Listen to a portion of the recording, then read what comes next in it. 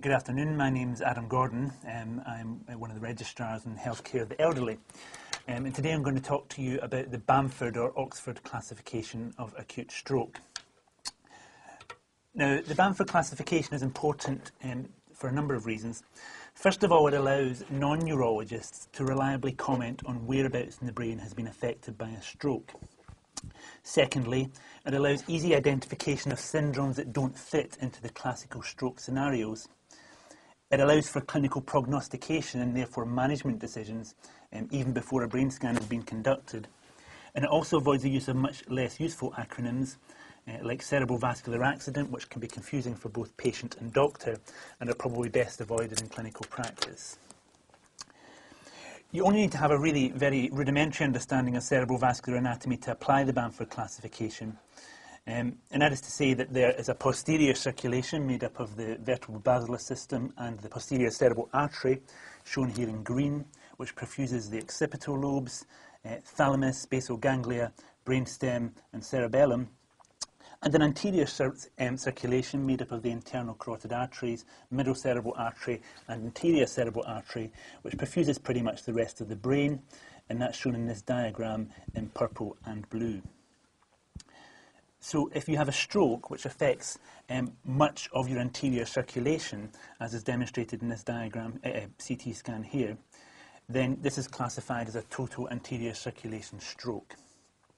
In order to meet the diagnostic criteria for this, patients must have all of the following.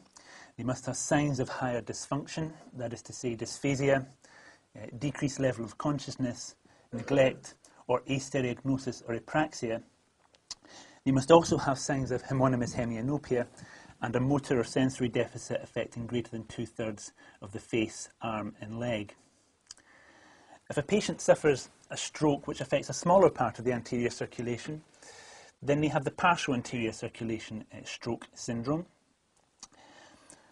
In this instance, the patient can present with 2 out of the 3 components of a total anterior circulation syndrome, so they can have higher dysfunction, homonymous hemianopia, or a motor and sensory deficit affecting greater than 2/3 of the face, arm and leg, or they can present with higher dysfunction alone or limited motor or sensory deficit. The posterior circulation supplies a wider array of structures and therefore has a wider array of clinical presentations. And if you look at this MRI scan here, you can see that the patient has an infarct in the left pons. If you think of all the critical functions that the pons performs, you can start to imagine the variety of different syndromes this patient may present with.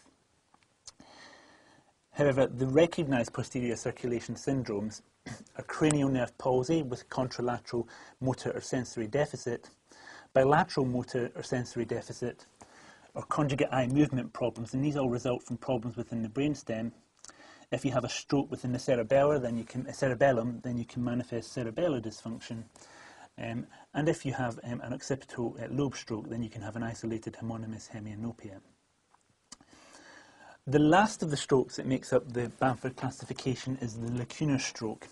And in this picture here, just see if I can get the pointer to work. There's a small lacunar infarct within the right internal capsule. Now, these lacunar strokes are caused by problems within the circulation of the smaller perforating arteries of the cerebrum. And a lacunar stroke produces very discrete symptoms, and these are either pure motor symptoms, pure sensory symptoms, sensory motor symptoms, or an ataxic hemiparesis, all affecting greater than 2/3 of the face, arm and leg.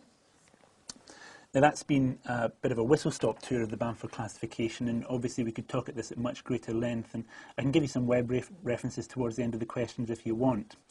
But I think perhaps the most important thing about this is that it prevents junior doctors trying to fit a square peg into a round hole. So if they have a syndrome in a patient that clearly doesn't meet one of these diagnostic categories, then they can start to wonder as to what might be going on and perhaps seek more specialised help with some degree of urgency. Any questions? Yes.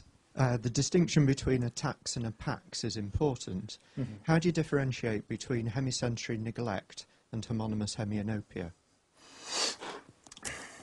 Well, Homonymous hemianopia, essentially a patient cannot see one visual field. With hemisensory neglect, they can see the visual field, i.e. to direct confrontation in that visual field, they are able to perceive an object. But when you confront them with bilateral sensory stimuli, they neglect the side that you're confronting them with. Okay, thank you. I have another question.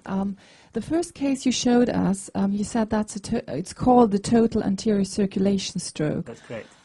Well, I think it might be slightly misleading if you look at the actual arterial territory, because it was a medial cerebral artery infarction. So don't you think that's slightly misleading also to use actually anterior, whereas it's actually the middle cerebral artery which is affected? Well, I mean, the distinction between anterior and posterior is not referring to the anterior cerebral artery. It's referring to the anterior circulation coming from the internal carotids. So a middle cerebral artery infarct is by definition an anterior circulation infarct, and most clinical total anterior circulation strokes are in fact middle cerebral artery infarcts. Very good.